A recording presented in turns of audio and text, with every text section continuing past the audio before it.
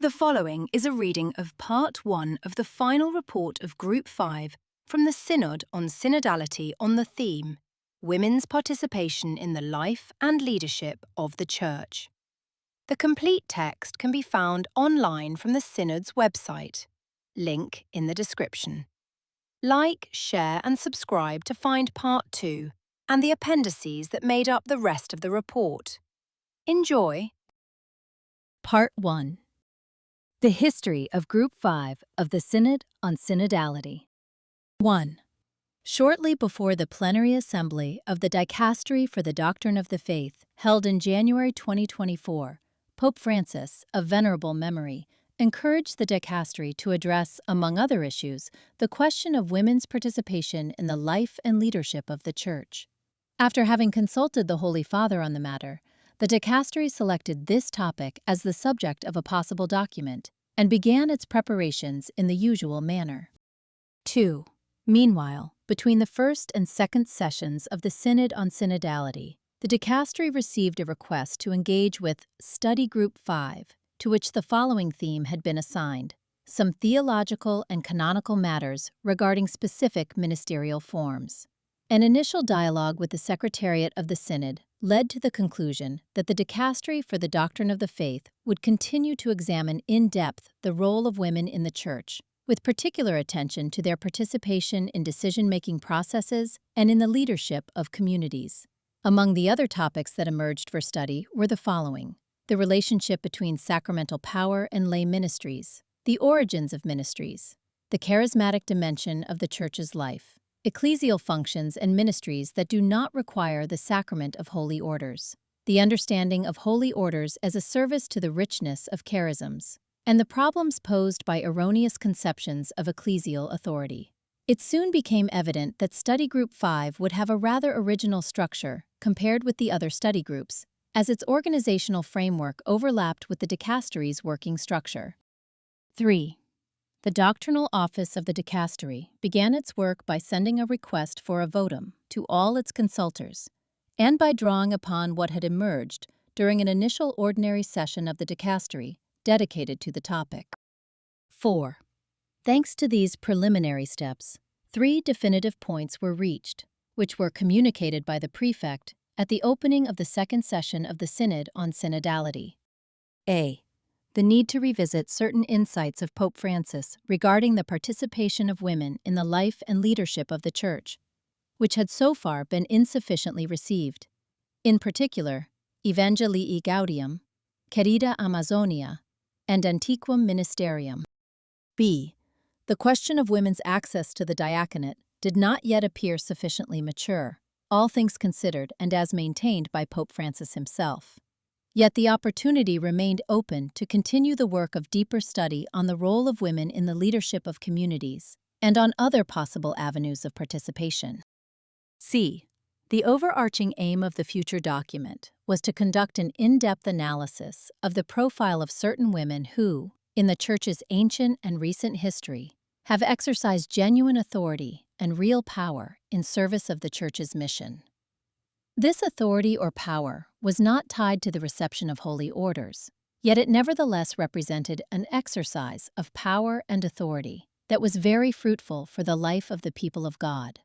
Therefore, the reflection would concern the expansion of the Church's ministerial dimension, but this would always be considered in light of the Church's charismatic dimension, which could suggest the recognition of charisms or the establishment of ecclesial services not immediately or necessarily linked to sacramental power. In general terms, the reflection would need to be constructed beginning from below, that is, from the concrete, both historical and contemporary, experience of how the Holy Spirit has inspired certain women to offer original responses to the needs of the holy people of God and to the evangelizing mission of the Church. 5. An important moment in the history of Study Group 5 was the lively discussion on the topic that developed during the second session of the Synod on Synodality. This led to the following conclusions. A. Pope Francis reactivated the work of the Second Commission for the Study of Women's Access to the Diaconate under the presidency of Cardinal Giuseppe Petrocchi. B. With regard to presenting its conclusions, the the dicastery would not produce a document on the theme according to its usual procedures, but would adhere to the framework that had been established by the Secretariat of the Synod for all study groups. C. The synodal fathers and mothers, as well as anyone else who wished to contribute, would be free to send their reflections on the participation of women in the life and leadership of the Church directly to the Secretariat of the Synod, which would then share them with the dicastery. D. The dicastery committed itself to organizing its final report, with the indications to be specified in due course, with the aim of identifying the convergences that had emerged from the work as a whole. 6. In light of these resolutions, the dicastery's doctrinal office initiated a very broad request for opinions on the topic, acquired additional study materials, prepared resources for a further working session of its Feria 4, and designated the group of women consultors of the dicastery as a privileged interlocutory partner. 7. The work then took on an increasingly clear direction, following the indications provided by the Secretariat of the Synod on February 18, 2025.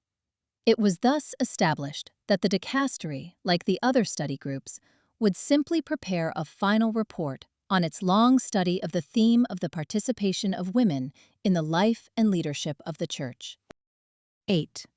The aforementioned final report would therefore consist of 3 parts. A. A brief reconstruction of the history of Study Group 5, its working method, and the insights that emerged during the work itself. The present, Part 1. B.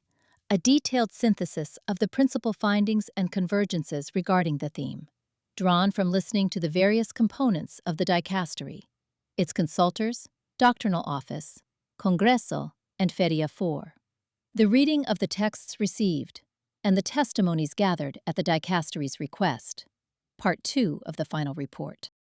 C. An extensive appendix that catalogues at least a significant portion of the large body of material that the dicastery has received and gathered in recent months, to be organized into 6 sections. Appendix 1. Female figures in the Bible. Appendix 2. Significant female figures in the history of the Church. Appendix 3. Contemporary testimonies of women who participate in the leadership of the Church. Appendix 4. The Marian Principle and the Petrine Principle, a critical perspective. Appendix 5. Ecclesial Potestas. Appendix 6. The contributions of Pope Francis and Pope Leo XIV regarding the role of women in the Church. 9.